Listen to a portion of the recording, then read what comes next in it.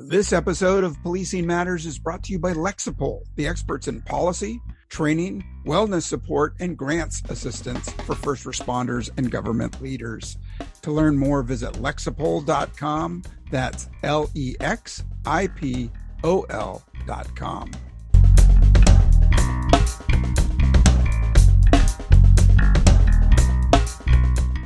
Hey, welcome back. You're listening to Policing Matters on policeone.com. I'm your host, Jim Dudley. Well, over policing, under policing, I guess it's in the eye of the beholder, right? In some communities, there may be a lack of confidence or even mistrust on the part of the police department. But working with the community is essential to addressing crime in all communities. Today, we're speaking with Dr. Rachel Santos and Dr. Roberto Santos, researchers from the Department of Justice and professors at Radford University in Virginia. Their publication, Operationalizing Proactive Community Engagement, is in our show notes below, and that's what we're talking about today. Welcome to Policing Matters, Dr. Rachel Santos and Dr. Roberto Santos. Thank you. It's a pleasure to be here and have a discussion with you on this topic. Thanks, Jim. Well, tell us about this publication, Proactive Community Engagement. What's it all about? So this was a grant that we worked on with the Department of Justice, the Community Office of Community Oriented Policing Services. And basically, as researchers, we've made a proposal and said, hey, we want to learn more about how police departments can better engage with the community. Not necessarily large level programs, but that day-to-day interactions between officers at any rank and the community members. So we proposed, and we did, a study where we worked with 14 different agencies across the United States. Through our center and through the work that we do, we've made really good relationships with a lot of police departments. So we called on them and said, hey, can we talk to your folks at every rank about these issues, things that they find successful, things that might be challenging, things that what would make it easier and make you more willing to do these proactive types of contacts, not just, obviously be respectful and all that during your calls for service, but in addition to that, with this kind of separate than that, how to, again, make you more willing. So we worked with them. We had focus groups of officers, together, sergeants, lieutenants, captains, all the way up to the chief. We had community policing unit officers. We brought together and man, we talked to over 70, 80, probably it was 95 people says in the guidebook, but it was a lot. And after we were done with that, we came up with some conclusions and some themes based on our own experience working with police departments, as well as the focus groups. And really tried to whittle it down and have a direct, guidebook with information that covered themes as well as gave some real life and ways to operationalize. We also, before we did the final version, we sent it out to the chiefs of police because it's really a leadership document for folks at the higher levels to make changes in their organization. But with that, I'm going to turn it over to Roberto. He can talk a little bit about the themes and some of the things that we covered inside the guide. So, I guess as we continue the discussion on this today, we understand, a lot of people understand the importance of community engagement and partnering up with the community. That's essential for good policing. But what we really try to do is keep it as simple as possible and come up with some direct ideas of ways to approach. And Rachel used the word, and we used the word, the willingness for police to want to do that. There's a difference between an organization saying you must do this, you shall do this, and you'll get all kind of different reactions to that in the sense of variables of how people interpret what that means in engagement. And you have different levels of enthusiasm to do that engagement. And let's be honest, policing is a difficult profession, and anyone that's done the job, I did 22 years and retired from that profession. So it could be trying, and the things you see and dealing with people, the problems and the issues. It can make even people with the best intentions, a little sour on just having basic interactions, positive interactions with people.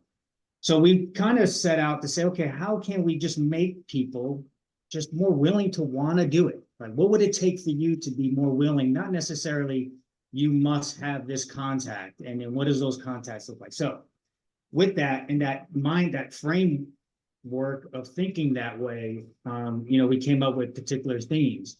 And I don't think it's much different than any good, healthy organization. What we found was that it has to have clear purpose, and people need to see what is it that we're trying to do. It needs to be focused. If it's in particular neighborhoods, what does that engagement need to look like? What do you want me to specifically do? And who else is participating in this? Is it just line level officers? Is it supervisors? Is it all up the chain of command? Is this really important to the organization? Or is it, lack of better words, just kind of lip service, and what we found was collectively across all ranks is once it was very focused, once it was set goals and what they were trying to accomplish, and everyone had a role to participate. It wasn't just regulated to a unit or whoever. It was kind of structured out where everyone had their part, their role, no matter what rank and wherever you were in the organization. This was important. And once that could kind of take hold, they were more positive and more willing to want to do that type of work, all the way down to just the basic talking to someone saying, how are you doing today? And that's what we want, is kind of break that, kind of invisible wall a little bit, right? As much as we can. Yeah, so I would understand the chiefs being involved and wanting to do something like this in their agency. What about the line level cops who've been dealing with, 2020 and beyond? COVID, we're the bad guy in COVID, and then George Floyd, and we're caught in the middle sometimes. What about the buy-in from those line officers? Was it that simple? Just explain why you're doing it, or did they say anything that made you change your direction and your approach?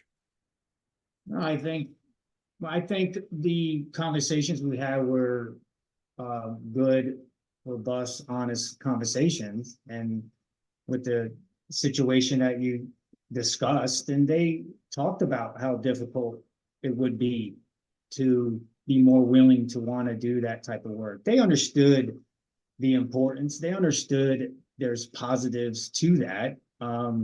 But just at the time, during those times, it was just very difficult. And it would be difficult to convince people to want to be more willing to do that during the times that you're talking about. But with that said, I do find folks in policing are very resilient, and they rebound pretty quickly. And it came down to just the organization and the kind of focus. If it was, and like I kind of mentioned, once they understood that this was a focus of the entire organization, they would slowly, and this is kind of some of the discussions, they would slowly, go back into that, wanting to do that a little bit more. And some of it was, depending on,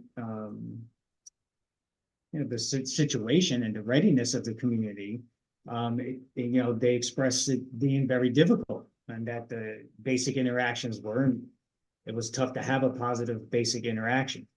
But with that said, time and time again, what they mentioned was once they slowly realized that the conversations were getting a little bit better, people would say hi back, and people would have a little longer discussion versus just a nod or a very, quick little interaction. They actually felt better about it. And that kind of snowballed them wanting to do it a little bit more. So like anything else, it sometimes it takes a little bit of time to see the positive of that work. And I think that's no different than the topic that we're talking about now. Yeah, I mean, it reminds me of the broken windows study by James Q. Wilson and George Kelling, and they talked about the 5-year footbeat plan in New Jersey and how cops didn't want to do it, the community didn't want it, but at the end, both sides were really positive about it. So, how do we build trust in communities that are less likely to accept cops coming in, or that they're suspicious of a cop all of a sudden smiling, saying hi, talking, and appearing at their community meetings? I think one of the things that we found in these conversations and in particular, one of the themes that we have is really important for police officers and folks in the police department to see that link and become more willing. It's good to tie it with crime reduction. So looking at, we know that areas with higher crime tend to be, not always, but tend to be those areas where there's more challenges on trust and working with the community. But that, but we have to remember that the most people who live in high crime areas are victims, right? They're the ones being victimized. So that means that they need the help of the police. And so some of that conversation is that if we can do those types of things in these higher crime areas and link that together, everybody sees more of a goal for that. And we can work on the trust instead of treating the entire community as if it's the same.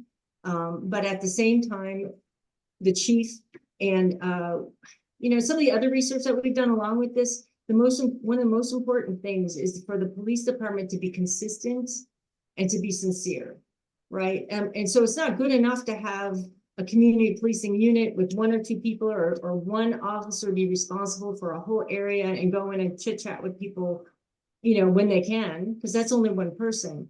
For us and talking about this and the other work we do, it's important that the entire agency, if everybody can do a little bit, that ends up being a lot in these areas. So it's that consistency, but also sincerity, right? And sometimes when you do events that are a little bit more like, I don't know, throwing a pie in the face, or something like that. It seems a little fake. It seems, where that's what we call engagement. It's got to be real. It's got to be sincere.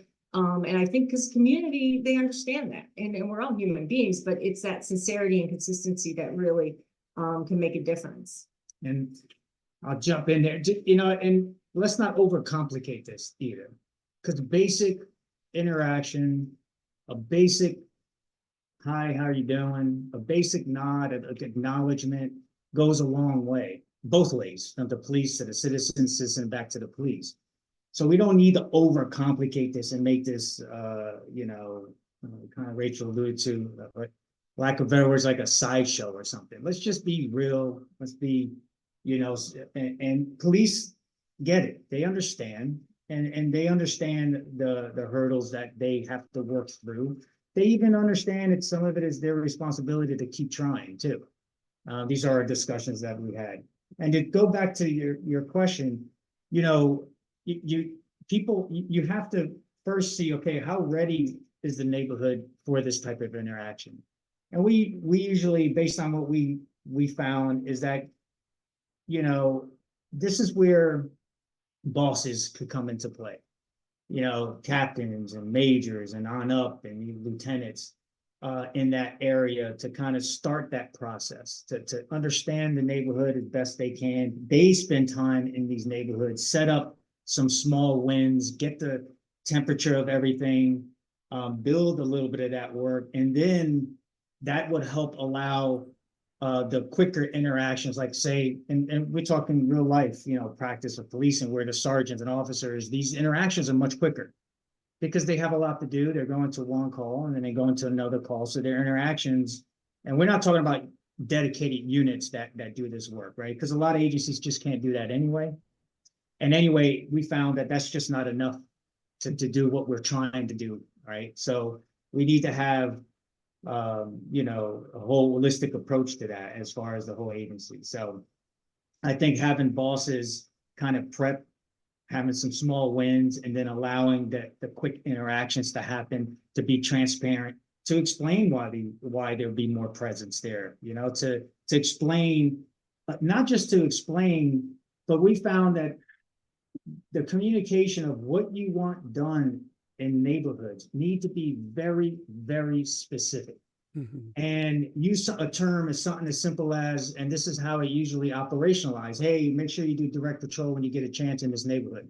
Well, officers could interpret that 10,000 different ways of what that means you want me to do in that neighborhood.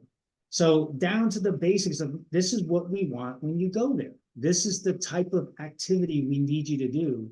And if it's just to make small interactions with folks, then that's what they need to know. And that's one of the, not complaints, but one of the things that we found is that officers, especially down at the officers level, they're like, what do you want us to do?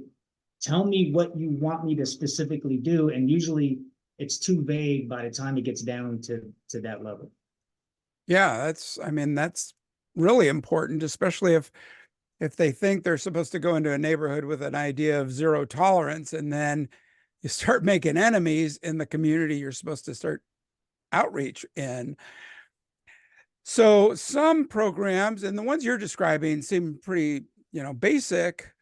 But if we're talking about labor intensive programs like, doing multiple national night out events, where we have to staff them, how can smaller agencies build these community relations programs? We're really thin right now, right? Recruiting is tough. People are leaving the agencies, and we could move into these neighborhoods, start making some headway, but then we get bogged down with calls for service, and we disappear for maybe days on end or more. How do we ensure that we keep these links with these communities? Well, I think we talked a little bit about it. I think prioritizing, because policing is limited in resources, but prioritizing, and having set goals. What are we trying to accomplish here? And Rachel talked about linking the crime reduction effort with community engagement. And there's other strategies that should take place, but community based is one of the strategies. And linking that together, convinces officers of all ranks to be more willing to want to do that and sustain it, right? So what you're talking about is how do you sustain these type of activities? And again, that's why we're big advocates, and our research has shown that this cannot be just a unit thing. It cannot be an officer thing. And it has to be all rank thing, and all throughout the organization. You have investigate detectives, you have people in administration, you have people that may not have anything to do with a calls for service, but they could be part of that engagement process with the community. So that's how you kind of spread spread it out as much as you can, because it does take time. And I've talked to a lot of citizens in neighborhoods and interviewed them, like, what was a turning point? What made you think a little different? And what I heard very consistently was that the police had to be very consistent, and it had to come across, and Rachel talked about it, had to come across sincere. It doesn't mean it has to be this big elaborate thing. They were talking about when I would say, give me an example of sincerity, they would talk about the most simple interaction. Just a simple little tiny interaction that took 30 seconds is what the examples they would give me that kind of made them started to change their perspective. So, understanding that it doesn't need to be, National Night Out is great. If you do it right, I think it could be useful, but it doesn't need to be these big, huge things that can be very, costly at times and resource intensive. And then you do that once a year. That's not what we found changes people's perceptions of things. And if I could just jump in here too, and I think Roberto talked about prioritizing. So even these, no matter what we're doing here, I mean, with the lack of resources, with, police departments have to prioritize no matter what they're doing. I mean, for community engagement, prioritizing sometimes means not doing it the easy way, or not doing the easiest thing. And so I think one of the downfalls is that we see a lot of times some of these programs or events or or certain things are in neighborhoods or in places that already love the police and already are very easy. But let's go set up with a coffee shop. Let's go do this. And it's easy. Where when we're prioritizing and tying this in with crime reduction, tying this in with kind of a, assessing the community and seeing who most needs it.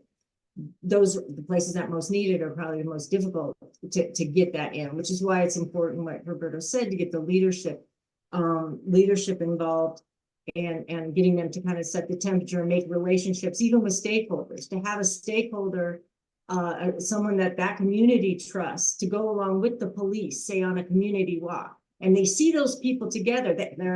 They don't know about the police, but they see somebody they do respect with the police. And, well, maybe the police aren't that bad, right? And so making those relationships first to kind of set the stage in more challenging areas that you must prioritize. You have to prioritize. Yeah, from my old department, we used to have community advisory boards where we would invite people from the community to join to talk about, the pressing issues in their communities. It was a great vehicle, but rather than just enlist the friends of police, the usual people who are already viewed cops in a good light, we also invited some of the critics. Was that part of the plan as well?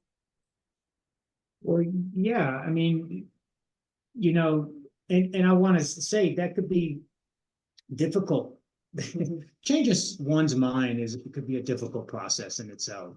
And I think we can't lose that. We can't underestimate that it does take time.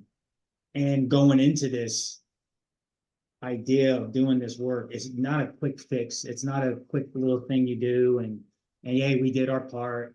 This is something that has to be relentless and constant. And when you think you did enough, you're probably halfway of doing enough, and that's really the reality of it.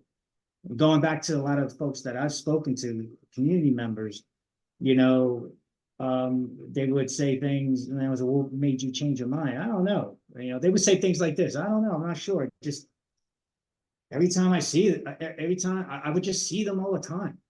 And I started not to feel quite as negative about seeing them or interacting with them. I see them talking to kids, or I see them, just having a quick interaction, and just their demeanor, and realizing, oh, they're here to make our community better. And that could take a lot of time. And I think with all the things that are going on, and the strain on police resources, because that is real, what we're talking about today, it can easily take a back seat, because you're just trying to take the calls, you're trying to investigate the crimes. And what we're talking about is something that has to be very consistent.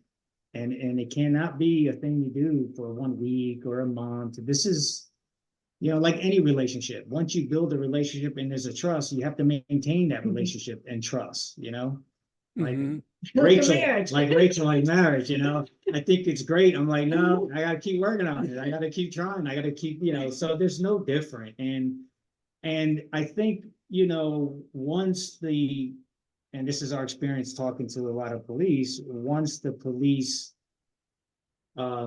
work through the difficulty for them to start to engage and try and in a positive manner, and not getting that reaction that they're hoping for, and I would ask, well, how did that make you feel? Did you want to go back and talk to someone again? And they were honest, like, no, I did not want to go. I felt a little foolish, to be honest with you. I'm here trying to talk to someone, and they couldn't care less, and they seemed very annoyed that I actually walked up to them.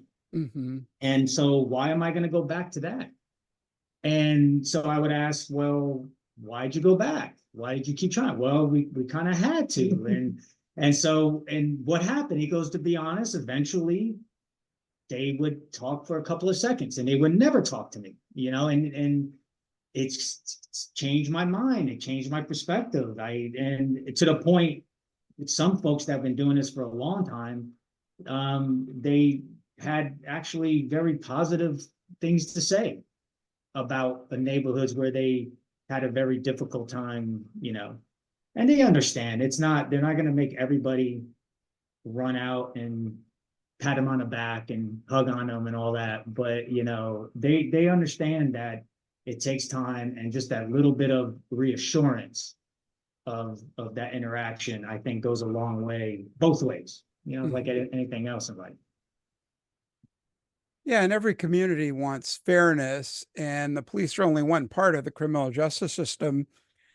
Who else can help with reaching out to the community? Can you bring the district attorney, other city or county agencies?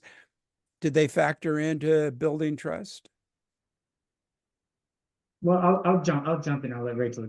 This is what we found, and it's not earth shattering. I think the more you can get folks to come together, work on a particular thing, this is anything in life, without personal agendas, without I'm right, you wrong, kind of mindset, but bringing that all together. And when I'm talking about politicians within the community, the city manager or the mayor and the council folks, and the police and all the other departments within the city. And you got, you got church leaders, you got activists, you got so many different variables there. And I think the better, and it's not going to ever be perfect. You're not going to get everybody agreeing. You're not going to, but if you agree on a couple of common things and kind of get everyone working toward that end without having personal agendas. And I'm a realist. We're all realists. I mean, people have personal agendas, but if we could just come up with a couple of common things that fits all our agenda, that's good for ultimately good for the community, that's going to get the results that we want, the better you could do that, obviously the more favorable outcomes we're going to have. But even that, what we're talking about now, it could be very difficult depending on the neighborhood, depending on the city. There's so many different variables. And I think a lot of that work has to happen. And again, I think a lot of the higher administrators could play a big role in that, really spending a lot of time trying to convince folks to, come together and be on the same, same page. I think we've worked with a couple of agencies that were able to do things like that, and it was, the outcome just more favorable. It's just the way it is. Well, yeah, I was going to say too, with that, and Roberto's right. I mean, it's hard to say what the public works department could do or what the DA could do, because it really depends on what the community is facing. But one of the things we talk about in the guidebook is in the various themes. And one of the themes is establishing goals, right? We need to define goals. So within a community, not every community needs the same thing as another one in terms of goals, but even within that, right? Within the community, there are different goals. One area could be reducing the violent crime. Another one could be increasing the relationship with the juveniles, right? And the young people. And so when you have that, different partners are going to be involved in different strategies. And I don't mean, when we say this again, this guidebook is about community engagement, not community programs necessarily. So that engagement for, say, schools could be, not just the SRO going into the school, but maybe officers go to lunch here and they go to lunch here and there. So you consistently see different police officers coming in,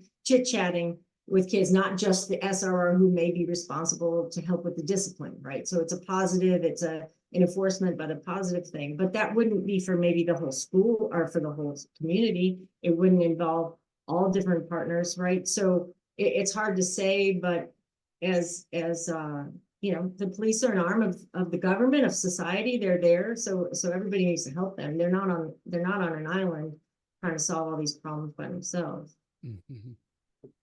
Yeah, good point. Hey, I'd like to ask a little bit more about support for community partnerships, but first I'd like to take a moment and thank our sponsor. Lexipol empowers first responders and public servants to best meet the needs of their residents safely and responsibly. Serving more than 2 million public safety and government professionals in over 8,000 agencies and municipalities, Lexipol offers a range of solutions that includes policies, training, behavioral health resources, news and analysis, and grant assistance services for law enforcement, fire and rescue, EMS, local government, and other agencies dedicated to public safety. To learn more, visit lexipol.com. That's LEXIPOL.com. And we are back, and I'm speaking with Dr. Rachel Santos and Dr. Roberto Santos, researchers who wrote on community partnership for the COPS office. Well, how's technology fit into it? When we talk about policing in all of our different neighborhoods and communities, sometimes we get caught up in the bias claims that we're concentrating on specific segments of the community. I mean, AI and technology, if they're programmed right, they can take all the bias out of policing, right? Right now, in some of the cities near me, they're talking about putting up more traffic cameras, taking human bias out of the equation and just concentrating on behavior. Do you see any help in improving relationships by inserting technology instead of people? Well, I think people, technology, in my opinion, is not too different. It's the intentions and what are people perceiving. So if you're setting out a technology, you say, oh, this is going to be, a bias, the approach because of technology. But if I'm perceiving and I don't have trust in much of what you do already, anything you introduce, I'm going to look at it with a critical eye and think, well, I don't know if I could believe that. So, I think part of what we're talking about, if you don't have just a regular human to human trust factor, some level of that, I think anything you introduce is going to be skeptical, or there will be arguments to say, no, someone has to program it, someone has to do this. So there'll be arguments. But if you have a level of trust that you build over time and shown, introducing technology, they'll welcome that a little bit more, right? Just like anything else. I don't think it's that complicated. It's difficult what we're talking about, doing the actual, getting the outcome that you're looking for, but getting there is, doing that part is not the most difficult part. It's, I think sometimes we overcomplicate this topic. So yeah, technology could be good, but if that's the way you're saying, hey, we don't have trust, we're going to introduce this technology to make you trust or to have you trust us more, I don't think that's going to work either. Mm. And if I could, and getting into more of the, specific technology you've been used is for communication, right? So for community engagement, maybe 40 years ago, introducing a social network type of communication, people would mistrust. Now, just in general, people use it more, but so police can use those kind of technologies to communicate. But they still have to be careful. There's still a human factor. I don't care what you're looking at, whether it's crime statistics, whether it's a message sent out. You always have to be mindful because it's human beings to human beings. But at the same time, when you're building trust and legitimacy with the community, things like Ring cameras become more important. And we've worked with agencies that, as they are improving their relationships with the community then gives them access and provides them, whether it's hotel managers or whether citizens, hey, yeah, police department, we'll give you access to our Ring cameras because we want our neighborhood to be more safe. And remember, the areas that have the highest crime have the most victims, and most of those people who live in those areas are victims. So I think technology can help with that as well. The communication piece, maybe the crime reduction piece, right? So that's a little bit more specific, I guess. Yeah, and I mean, a controversial topic is politics and legislation. I'm pointing out Oregon and their attempt to essentially legalize drugs, and for the past 4 years, they've experienced some huge increases in problems relating to that. Cops don't have a lot of say in legislation. They just got to sort of go with it. How is this working with community engagement? I mean, is it just a matter of the law enforcement leadership going and saying, hey, I'm sorry, we're caught in the middle sometimes with this legislation and being unable to enforce something that the neighbors really want you to jump in on, whether it's drug use or prostitution in their neighborhood or some traffic issues where you've got legislators saying, no, no, we want the police to back off from those things.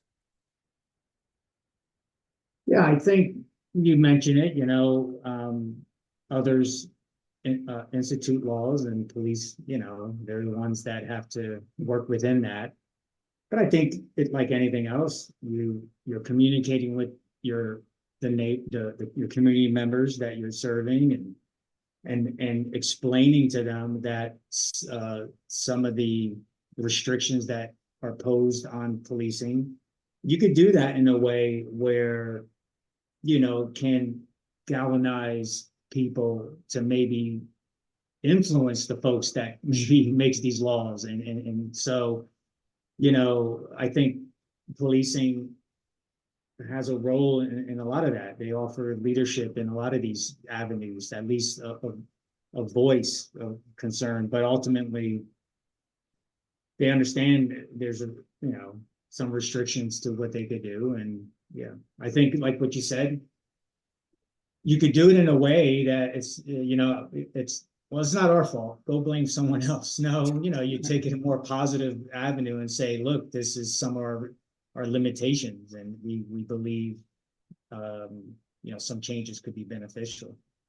I don't think that communication necessarily happens when the citizen calls about the prostitution happening on the street corner. That's not the time. It has to be, again, consistent, sincere, and oftentimes with the leadership communicating those things to the community.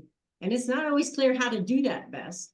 That's where the proactive types of community engagement come in, not when things are all, breaking apart. That's when you start talking to them about this. It's when people kind of are settled and have those types of just kind of time and not stressed out.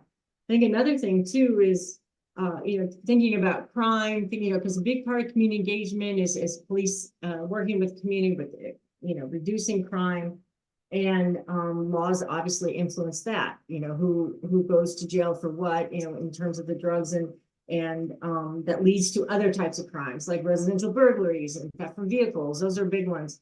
And one of the things that police can do, and we emphasize this a lot in our work, our crime reduction work, is reducing opportunities. So, reducing crime, especially property crime, isn't about catching the person breaking into the car. It is about locking the car doors and taking the things out of the cars and reducing those opportunities for crime. Because as we know, historically, it's difficult to catch people doing those types of things. Police, they can't be everywhere all the time. So the citizens can protect their own things. But they may not know to do that. And, there's research on the best ways to provide information for people to reduce their own opportunities. So I think that's an important part too, regardless of the laws about prosecution and different things, that we focus on the prevention versus the apprehension. 100% with you there. Prevention being number one, and giving that information to the community to tell how they can pitch in. So what kind of successful programs have you seen coming from community where maybe the community is doing more outreach or being more inviting to local law enforcement? Well, I won't say a particular program, because the way we approach and the way we talk about this topic, we don't even like using the word program per se, right? So we have develop a business model called stratified policing. And that business model is a model for crime reduction. And part of that, one of the main strategies or categories is that community-based approach. And so to kind of answer your question a little more directly, the agency, a police agency who has strong business models for this approach, for whatever you're trying to tackle, And so not a program, not a unit, but this is a business model that we incorporated within the organization that taps into the resources that we have in a logical way. And the stronger your business model, like anything else in business, right? The stronger your business model is incorporated and ingrained into the organization, the better results you're going to get. And so the departments that are able to do that better are the ones that tend to get the better outcomes that they're looking for.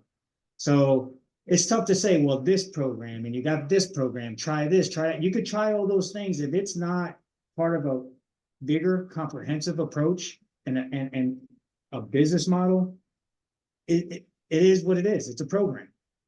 And I think you're just going to get, you're only going to get so much out of that, you know, instead of something that's, you know, a kind of a day-to-day approach. Mhm.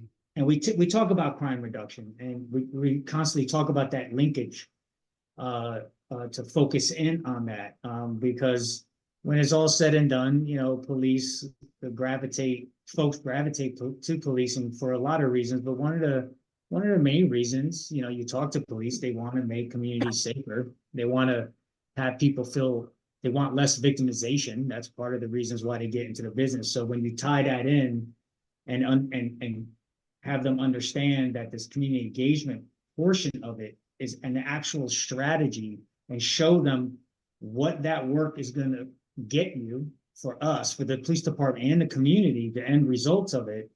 And that business model pushes that, that's the success. That's where you'll get that success, I think. So it's hard to answer that. You know, I couldn't come up with an answer if you said, name a couple of programs. This is generally my default answer. So Dr. Rachel Santos and Dr. Roberto Santos, thanks so much for what you're doing. And your guidebook, you've done your guidebook, it's out, and our listeners can take a look at the link at the bottom and hopefully open it up. What are they going to see? Well, the guidebook, well, it includes, it's real short and includes a kind of overview of what we've been talking, but it's a practical guide. So it summarizes the themes that we've been talking about very succinctly, and really covers the why of, you know, the importance of doing community engagement in this way.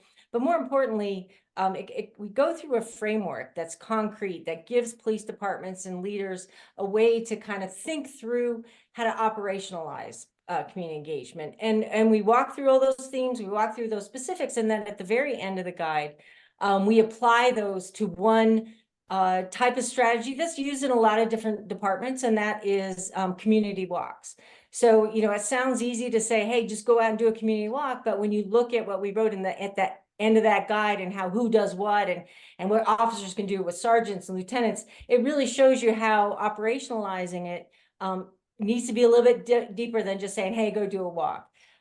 With that, we also, related to the guide, what we're also doing, we're in talks with, and we're probably going to be putting together some companion guides to the one that we have. So where the walks are an example at the end, what we're going to do, and what we'd like to do, is come up with 4 or 5 different types of guides on one strategy, and work with one police department to implement it, and then write that up in terms of how they operationalize it. What were some of the challenges? What are some of the things to do as a way to you know, help other agencies? So those would be like different topics of strategies that we would use.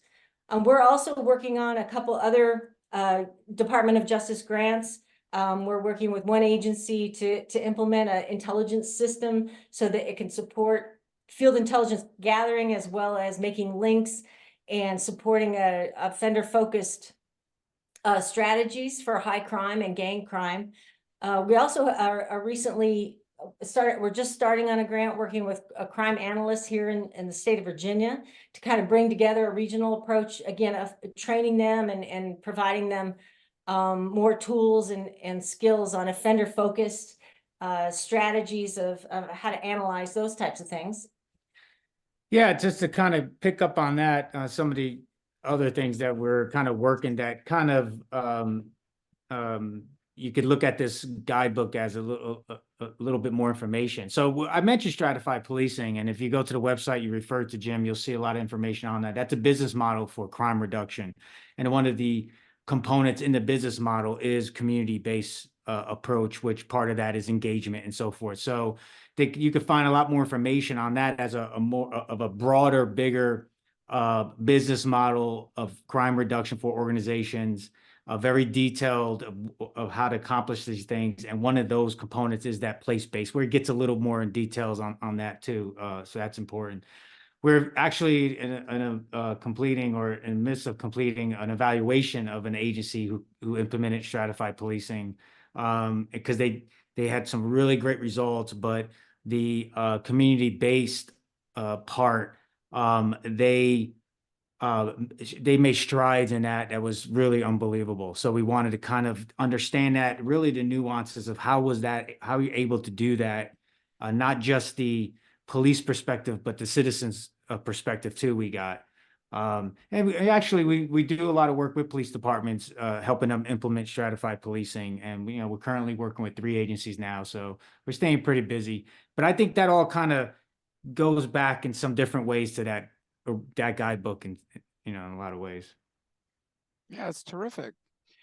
Well, I hope our readers check you out and go to Radford and check you out there. You write a lot of great articles, a lot of good white papers, and we look forward to seeing some of the other new guidebooks as well. Thanks so much for taking time with us today.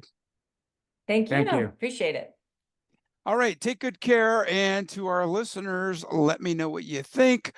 Drop me a line at policingmatters@policeone.com, policingmatters@policeone.com. And if you have a story, or you have somebody out there that you know is doing some good work and you want to hear about them or what they're working on, drop me a line and let me know. All right. Hey, take good care, and I hope to talk to you again real soon. I'm Jim Dudley.